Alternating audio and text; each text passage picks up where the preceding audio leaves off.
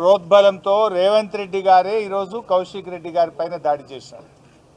ఈ దాడి కేవలం సమాధానం చెప్పలేక, వాళ్ళ ఫెయిల్యూర్స్ను ఒప్పుకోలేక, కౌశిక్ రెడ్డి గారు అడుగుతున్న ప్రశ్నలకు సమాధానం లేక ఈ రకంగా ఫిజికల్ అటాక్కు వాళ్ళు పాల్పడుతూ ఉన్నారు.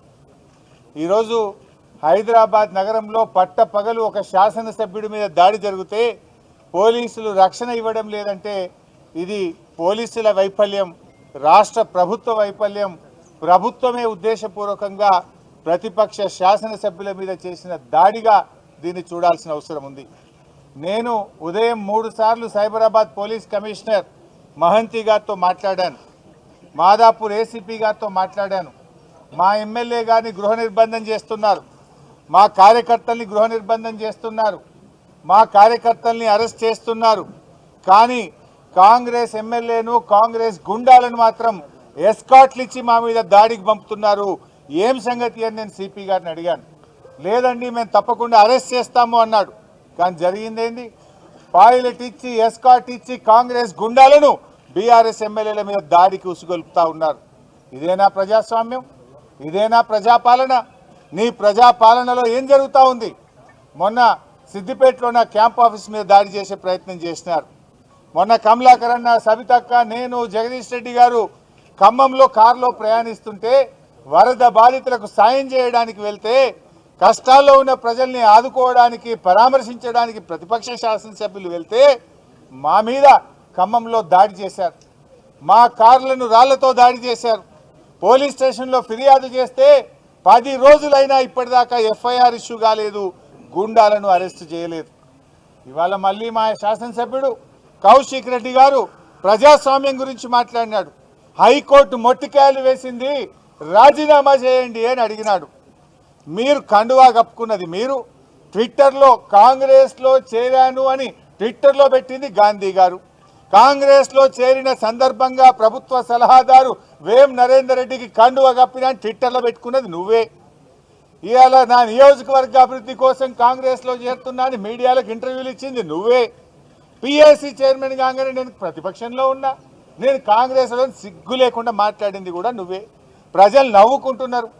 అయితే డిఫెన్స్లో పడి ఇజ్జత్మానం పోయిందని, ప్రజల్లో అవమానం పాలైపోయినామని ఇవాళ ప్రశ్నిస్తే మా కౌశిక్ రెడ్డి గారి మీద దాడి చేసే ప్రయత్నం చేసింది. అంటే ఈ దాడి రేవంత్ రెడ్డి గారు చేయించిన దాడి. ఇవాళ పోలీసులు ఏం చేస్తున్నట్టు? నేను 3 సార్లు మాట్లాడాను. మా ఎమ్మెల్యే గారిని ఏమో హౌస్ అరెస్ట్ చేస్తారు, గాంధీ గారిని ఆయన ఇంట్లో హౌస్ అరెస్ట్ చేయడానికి అవకాశం లేకుండానా?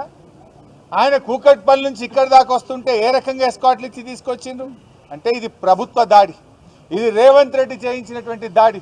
అందుకే మేము ఒకటే కోరుతా ఉన్నాం, డీజీపీ గారిని, సైబరాబాద్ పోలీస్ కమిషనర్ను, దయచేసి మీకేమన్నా లా అండ్ ఆర్డర్ను కాపాడాలనుకుంటే తక్షణమే చట్టం మీద నమ్మకం ఉంటే, విశ్వాసం ఉంటే ఏసీపీని, సిఐని వెంటనే సస్పెండ్ చేయాలని బీఆర్ఎస్ పార్టీ డిమాండ్ చేస్తుంది. దీని మీద ఉన్నత స్థాయి విచారణ జరపాలని బీఆర్ఎస్ పార్టీ డిమాండ్ చేస్తుంది. లేకుంటే మేము వదిలిపెట్టాం, దీన్ని ఎంత దూరమైనా తీసుకుపోతాం.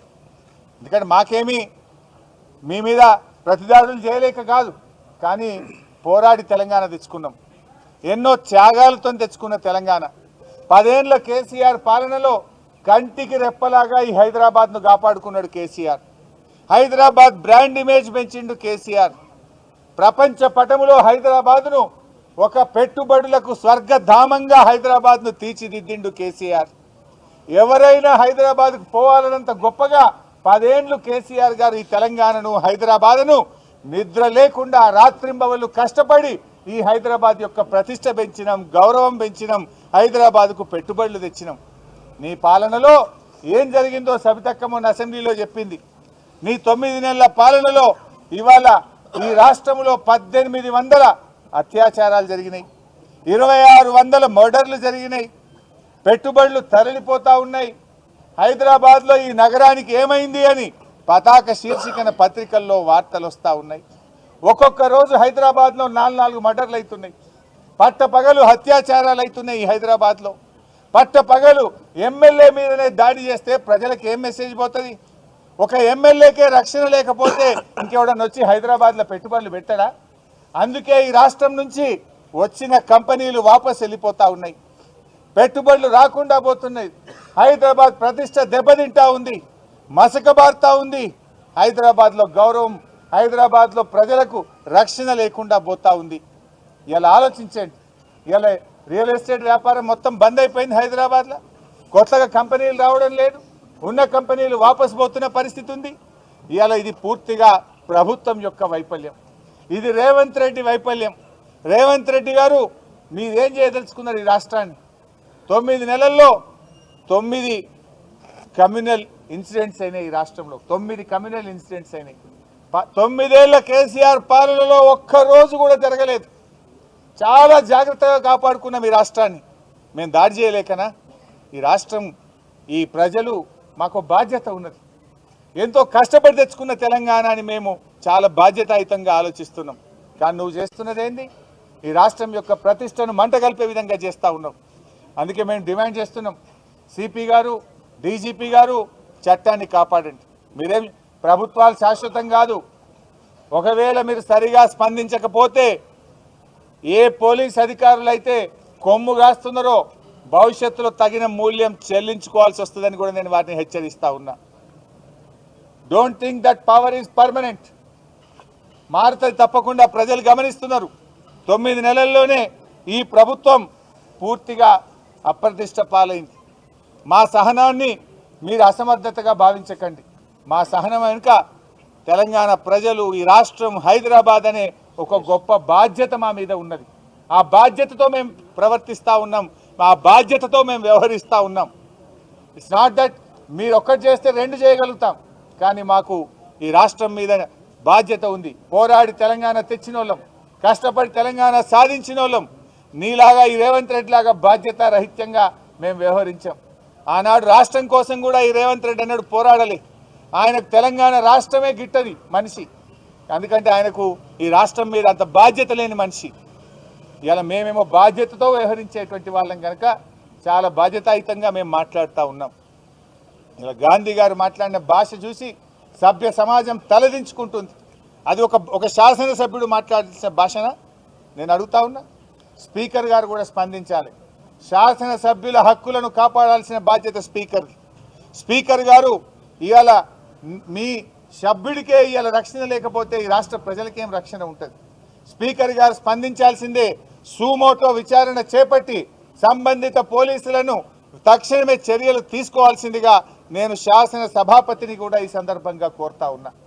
మేమందరం కూడా ఇప్పుడు ఇక్కడ నుంచి సిపి సైబరాబాద్ దగ్గరికి వెళ్తా ఉన్నాం. ఇలా ఏ గుండాలైతే మా కౌశిక్ రెడ్డి గారి ఇంటి మీద దాడి చేసిండ్రో, హత్యాయత్న ప్రయత్నం చేసిండ్రో, వాళ్ళందరినీ కూడా 307 కింద ఎఫ్ఐఆర్ ఇష్యూ చేసి అరెస్ట్ చేసి జైలుకు పంపేదాకా కూడా బీఆర్ఎస్ పార్టీ ఊరుకోదు.